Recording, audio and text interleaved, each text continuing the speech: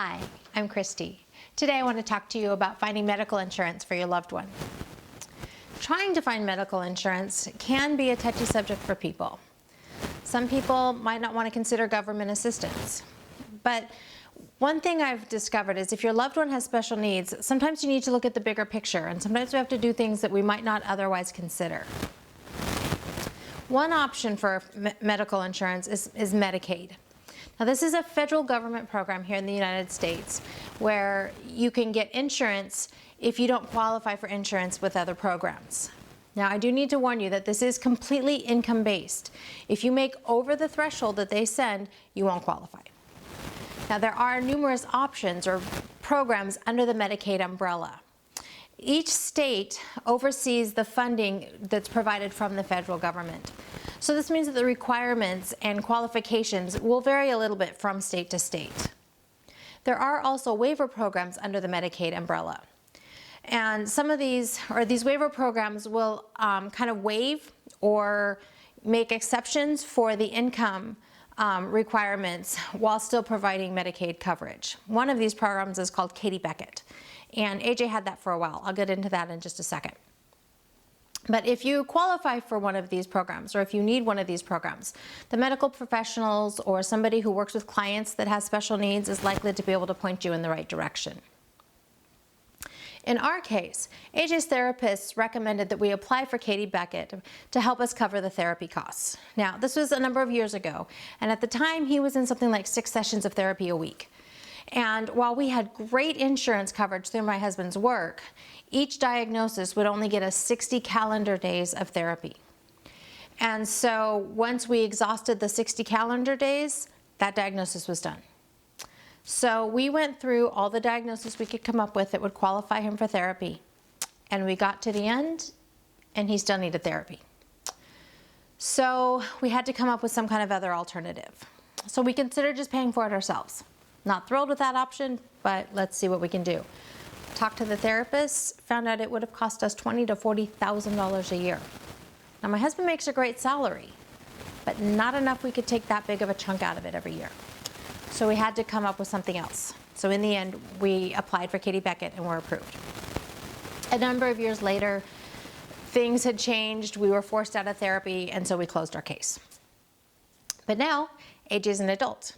It's not based on our income anymore. He can go on his own.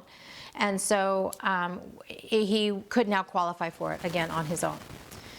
So even though we plan to keep him on our own insurance, I wanted to go ahead and pursue this as an alternative to make sure that he would always have insurance coverage. Now, I do need to say that this has become a secondary insurance. The insurance for our family is his primary insurance as far as Medicaid goes, but he does have Medicaid now as a secondary insurance. To actually go through the process and apply, I received an application from one of the organizations I'm working with to help me through all of these transition issues. So I filled out the forms, and again, like most of them that I've said, it's not difficult stuff, it's just kind of tedious. Now, this particular application was for both Medicaid and for food stamps, and we'll get into the food stamps part next week, but I was able to do those both with one application. This one was a little bit different, and so I had a few questions that I was a little bit confused about. I knew I had to fill this out as if AJ was completing it himself. So he is a household of one himself, okay? But there were still a few things that I was confused on. So I left them blank and I tagged them so that we could ask about them when we applied. And then I knew that I had to have AJ sign everything himself because he's the one that's actually applying. So I tagged those spots as well. So when the time came, we went down to our local welfare office to actually turn in the application and formally apply. I wasn't sure exactly how long it was going to take, so we arrived as they opened, hoping to get through as quickly as possible.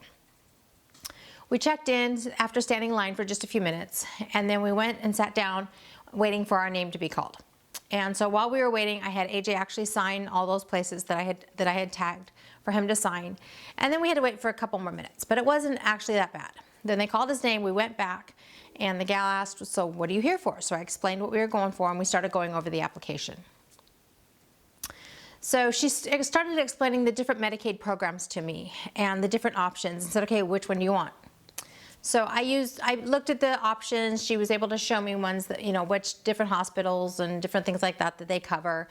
And everything looked pretty much the same except for which hospitals they would cover. And so I picked one that had hospitals in our area and that we tend to lean towards when we need those. So I picked that. And like I said, the rest of the stuff seemed pretty similar in coverage among the different programs. Now, the gal also said that once we're approved for SSI or Social Security, that automatically comes with full Medicaid. Again, different version of it, all under the Medicaid umbrella. But the application for SSI is a very time-consuming process.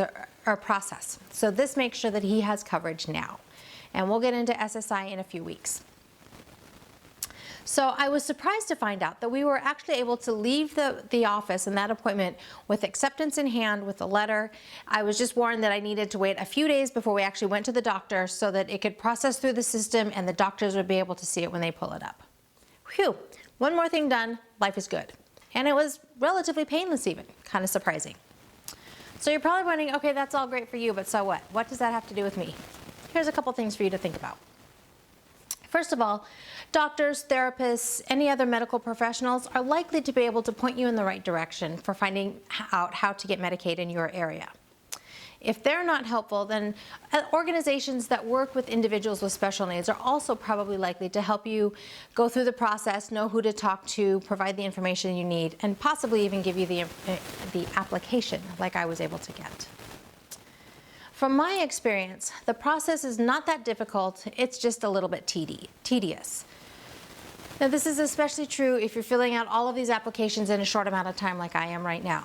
You really do have to write the same information down over and over and over again, and it's just kind of annoying, but it's not difficult. Another thing I'd say is don't be afraid of the process. There are times when I'm like, in my mind, I'm building it up, and it's such a big deal, and this is going to be so intimidating, and I get down there and I'm like, this was no big deal. What was I worried about? So again, my experience is that these are not difficult processes. And the applications are not super difficult. This one, like I said, had a few questions, but most of it wasn't that bad. And the people that I've come and had to interact with usually are really happy to answer my questions and help me through the process. Another thing that I would say is seriously consider going through this process. If your loved one has special needs, a lot of times they have unique medical conditions that come up, or sometimes it's multiple issues that come up. And sometimes it can even be hard to get other insurance. And you want to make sure that your loved one has medical coverage so that when these medical issues come up, you can afford them and you can get them the help that they need. Another thing that I would say is you have to remember that this is still insurance. It's still insurance companies. So you're likely to need prior authorizations. There may be fights involved to get the approvals that you need. Just know that it's not any different. So, again, medical professionals are likely to be able to help you through this process. They may be able to do some of the legwork for you and, they're going to know how things work. Finally, I would say if you have significant issues or are likely to need regular assistance, I would seriously consider asking for a caseworker. This gives you one person that you can go to for all of your different requirements, for pre-authorizations, if you have any questions, if you have any issues, things like that. It's one contact person. They get to know your case. You get to know them. It tends to simplify the process. So my question for you this week is this. Have you applied for Medicaid for your loved one? If so, what was the process like? Are you glad you did it? I'd love to hear your experiences and comments. You can leave me a comment below, or you can leave a comment over my blog at www.havenofhopeforme.com. This originally posted in November of 2018. I'd appreciate it if you'd share this with anybody that you think would find it helpful. I love helping as many families as possible. Also, I'd appreciate it if you'd sign up for my email list. Again, you can do that over on the blog. This will allow you to find out about all the pieces to this transition process that I've talked about, and you'll find out about new content as it comes out. I strive to only send out things that I think you'll find helpful, informational, and useful. I'm grateful to know that AJ has insurance, and I'm remembering once again that life is good, and there is never a dull moment.